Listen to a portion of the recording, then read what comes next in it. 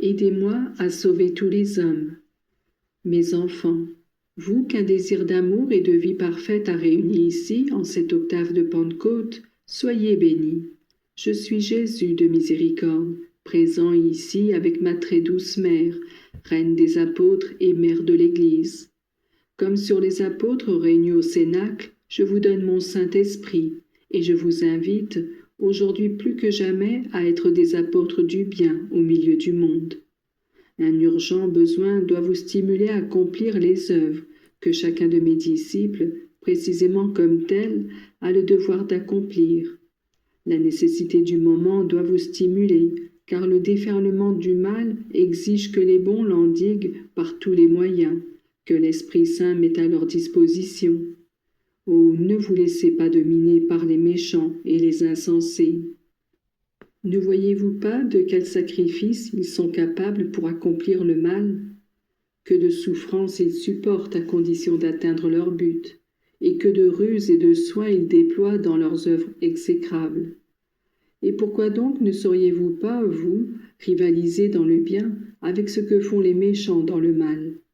Songez, mes enfants, au nombre de personnes qui négligent leur sommeil, leur repos, leur santé au profit du gain, de l'amusement, du plaisir et de cet ensemble de choses que l'on appelle le péché. Maman, vous voyez vos enfants qui, sans souci des dangers, même durant des heures nocturnes, vont en quête d'occasions et d'aventures.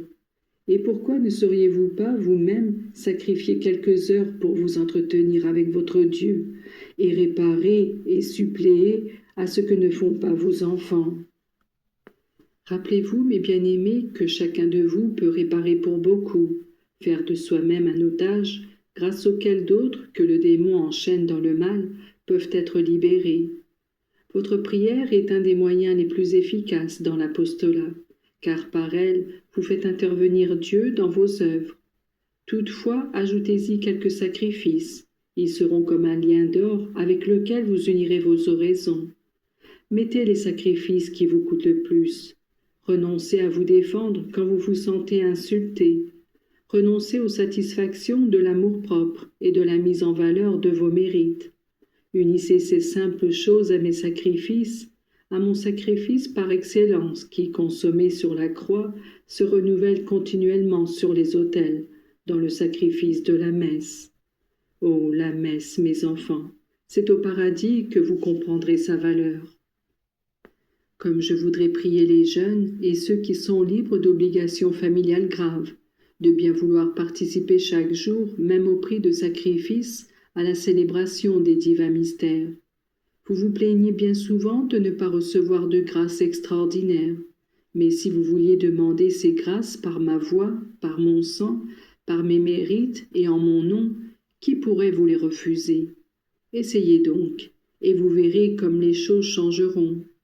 Sachez aussi que le sacrifice que vous vous imposerez pour me tenir compagnie et me consoler en ce moment si douloureux qui a précédé ma passion, vous apportera des bienfaits sans nombre et sans mesure.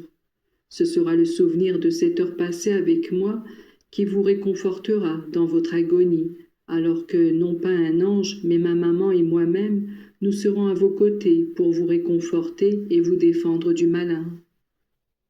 Mes enfants, que mon embrassement soit la salutation qui vous donne le départ pour une vie nouvelle, faite de zèle, de ferveur et de bonne volonté. Souvenez-vous que ce que vous ferez pour moi sera abondamment payé de retour. Je vous ai dit dans l'Évangile, cherchez d'abord le royaume de Dieu et sa justice, et tout le reste vous sera donné par surcroît. Il en sera ainsi, mes enfants, il en sera ainsi. Vous pensez à moi, moi je penserai à vous.